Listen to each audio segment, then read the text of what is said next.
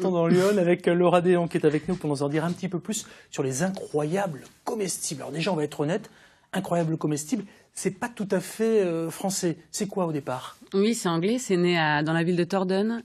C'est 2 mères de famille qui ont créé le mouvement. Elles se sont dit, en fait, c'était une ville qui perdait un peu de son industrialisation. Et du coup, la ville s'appauvrissait, etc. Et elles ont eu l'idée de mettre des jardins devant chez elles, à partager pour tous et libre d'accès pour tous. Donc ça a commencé il y a 12 ans en Angleterre. Et c'est arrivé en 2012 en France. Voilà. Donc et demain, ça sera à Auxerre. Et demain, ce sera à Auxerre. Voilà, ça va se mettre bientôt en place, on va en reparler. Mais d'abord, on voit un petit panneau nourriture à partager. Je ne sais pas ce que vous en pensez, Michel et Alex, mais moi, quand je vois ça, je me dis, je peux aller me servir. Exactement. Alors, on se sert comment, où, et ça se passe comment cette histoire-là? Alors, ce sera sur l'espace public. Donc, on a dû préparer des dossiers pour être en accord avec la mairie, etc., pour investir les espaces publics dans la ville d'Auxerre. Donc, on pourra les retrouver, notamment à Auxerre, en tout cas, sous 3 formes. Ça pourrait être de la revalorisation d'espaces. C'est simplement des espaces qui sont un petit peu abandonnés par la ville. Ça pourrait être des bacs, comme voilà ceci. Quelques bacs en bois, effectivement, voilà, marqué nourriture à partager. Exactement. Et la troisième possibilité? Du potager pleine terre, avec des petites barrières autour. Donc là, on n'aura pas la même culture. On pourra cultiver beaucoup plus de légumes dans ces cultures pleine terre. D'accord. Alors là, on voit une affiche. Ça sera donc la mise en place le samedi 4 mai, à l'occasion de la fête de la nature, pour 48 heures un petit peu particulières, dans le cas d'Auxerre. Mais je reviens, moi, sur les fameux bacs, parce qu'on est passé un petit peu vite sur ces bacs. Mais qu'est-ce qu'on va retrouver, surtout dans ces bacs-là, qui vont être donnés pour ces nourritures à partager dans ce projet qui s'appelle Incroyable Comestible? Alors, des aromates, notamment, et des tomates cerises et concombres. Voilà. Dans les bacs, on peut retrouver ce type de légumes. Tout simplement parce que dans les bacs, on n'a pas le même écosystème que dans la pleine terre.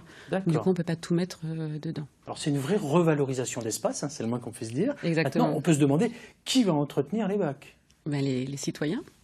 Voilà, c'est un grand chantier participatif, donc c'est vraiment un mouvement citoyen où là, on a fait remplir des petits permis à planter, on appelle ça comme ça, où des personnes se portent candidats pour garantir le bon fonctionnement des bacs. Michel, un projet citoyen où vous devez de réagir. Moi j'aime la nature, j'aime le partage, j'aime aussi les radis. Il y aura des radis? Il y aura des radis. Vous viendrez semer des radis et on aura des radis. Voilà. Le beurre, Il faut en semer un petit peu tous les jours. Alors Michel, comme Alex, comme moi-même, nous pourrons tous cueillir finalement, oui. Où il faudra forcément habiter Auxerre pour avoir droit gratuitement à tout ce qu'on pourra retrouver dans ces bacs à partir du 4 mai. Non, il ne faudra pas forcément habiter Auxerre. D'ailleurs, ça me fait rebondir un petit peu sur l'espace du port de Plaisance. On sera les premiers à créer un espace de potager pour les plaisanciers. Quand vous dites les premiers, c'est les premiers en France? Oui. Ah oui, mais il faut être fier, là. On annonce ça comme ça. Voilà, on est en train de finaliser. Mais du coup, on a eu l'idée, on s'est dit, voilà, on a un beau port de plaisance. Pourquoi pas les plaisanciers, quand ils arrivent sur Auxerre, avoir un petit coin pour jardiner, récolter, partager. Du coup, voilà, on est en train d'installer ça aussi. Alors, au-delà de tout ça, il y a quand même un chantier participatif qui est très important, parce que Exactement. vous l'avez dit un peu vite, là, à mon sens, vous me parlez de ces bacs fabriqués par des écoliers.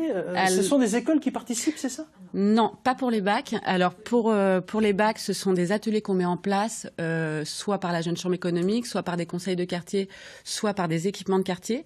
Donc là, ça va être des adultes ou des adolescents qui participent à la fabrication des bacs. Il faut savoir qu'avant la fabrication des bacs, on a dû monter un dossier parce que Auxerre est une ville classée, donc il faut passer devant l'architecte des bâtiments de France, leur proposer un type de bac, etc., avec les couleurs. Enfin, voilà, il faut leur proposer un vrai dossier. Là, c'était l'atelier, oui, c'est un atelier il y a 2 semaines où on a commencé à couper, raboter, mesurer. Voilà, c'était le premier atelier. Il va suivre le week-end prochain. On aura donc l'atelier protection de l'ocre, parce qu'on va chercher de l'ocre naturel en puisée pour colorer et protéger nos bacs. Et ensuite, on finira un dernier atelier pour assembler les parties du bac.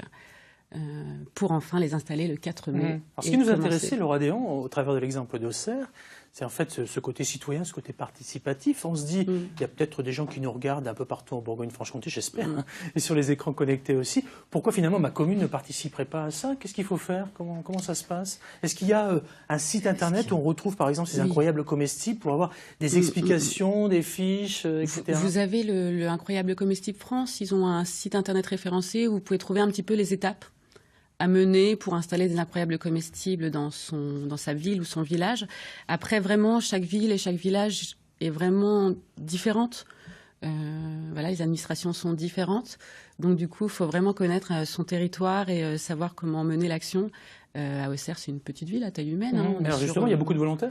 Il y a pas mal de volontaires, oui, et ça va de tout âge, donc ça va être vraiment sympa, et il y en aura de plus en plus, j'espère, avec le temps. Voilà, alors à Auxerre, c'est encore différent parce qu'on a pas mal de quartiers, et on s'est dit, voilà, on va pas commencer par mettre 3 bacs ici, puis on verra. Donc du coup, on a organisé une grande réunion avec tous les représentants de chaque quartier, des citoyens, etc.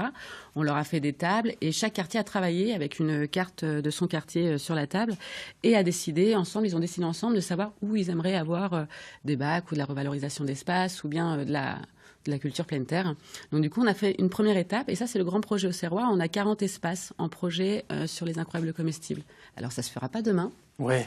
Mais ce qui est bien, c'est de se dire que c'est pas un one shot, comme on dit. Exactement. C'est pas un petit coup comme ça, un petit coup de com', on va pas se le cacher. Non, ça devrait durer dans le temps. C'est le but, ça devrait durer dans le temps. Donc nous, à la Jeune Chambre économique, on essaie vraiment que ce projet dure dans le temps. Donc comment ça peut fonctionner, nous, à Auxerre? On s'est dit, du coup, on aimerait faire travailler les enfants sur le jardinage, donc les faire préparer. Donc ce sont les enfants, l'atelier semis. Donc ce sont les enfants qui préparent les semis à l'école. On a 686 enfants à Auxerre qui participent à la préparation des semis. On aimerait beaucoup se rapprocher, que l'année prochaine ça se reconduise, etc. Toutes les années pour agrémenter nos bacs incroyables comestibles chaque année.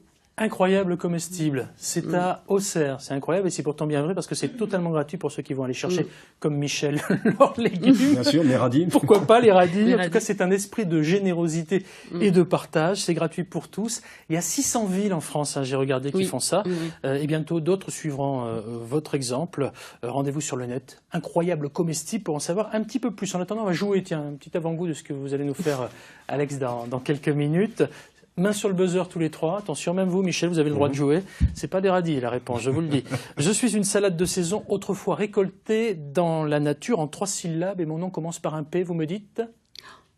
Le Joker, on dit le Joker. Le pissenlit. Le pissenlit, merci Laura, vous n'avez rien gagné. Le pissenlit a été remis au goût du jour. C'est une pomme qui connaît un véritable succès.